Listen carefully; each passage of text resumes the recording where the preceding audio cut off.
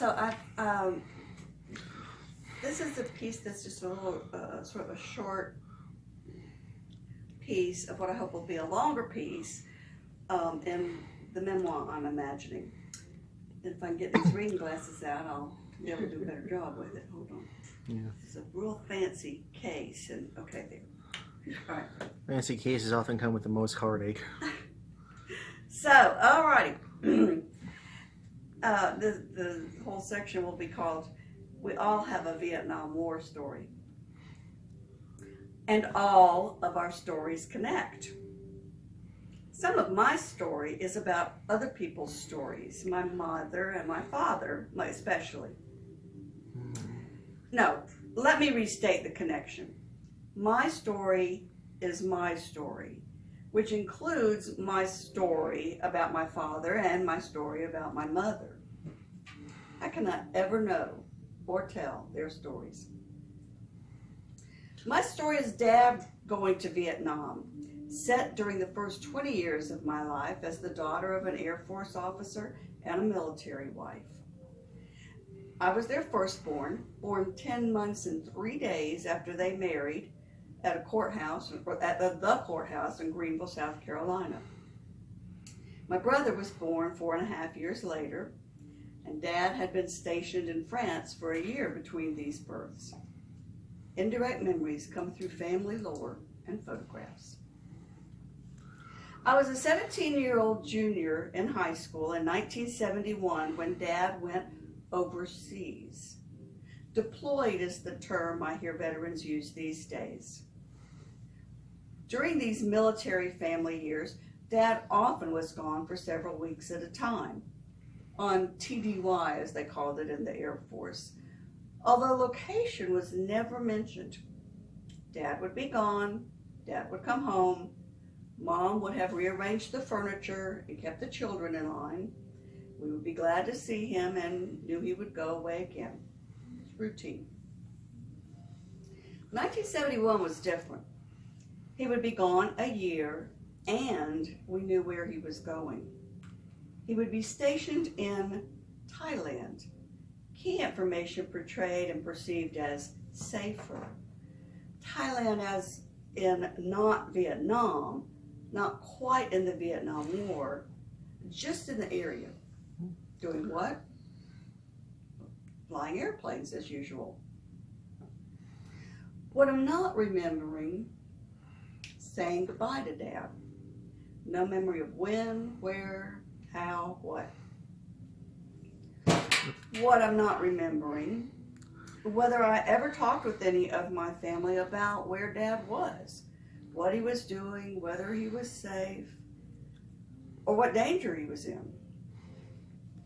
What I am remembering, Dad and Mom exchanging reel-to-reel tape recordings, common practice among military families. And after Mom and John and I had listened together, Dad would say it was time for John and me to leave the room so he could talk privately with Mom. Same ending with the tapes we sent to him. What I'm not remembering, what any of us said. A fleck of reflection sees me nervous, anxious, hoping to say the right thing, not the wrong thing, whatever those were. Be happy, be concerned, ask about what he was doing. What I am remembering, Dad asked me to tape record some music and send it to him. He didn't hear familiar music over there, he explained, and it would be nice to have some. I think he said they, too, referring to the military personnel with whom he was stationed. What songs? Just whatever was popular or that I liked. Old or new? It doesn't matter. How many?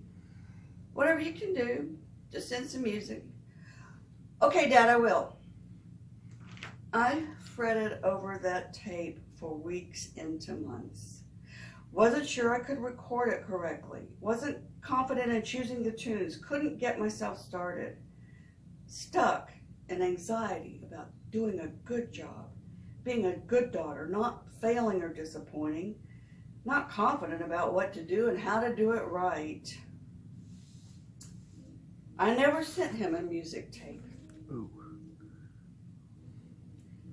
I remember to this moment letting Dad down.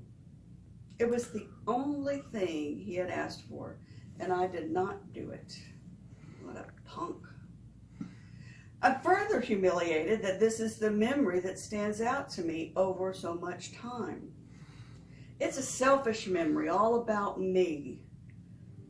Knowledge and imagination now bring to mind the sounds and silences he was enduring, and how a homemade tape of current American tunes could have given him and them a break, some ease.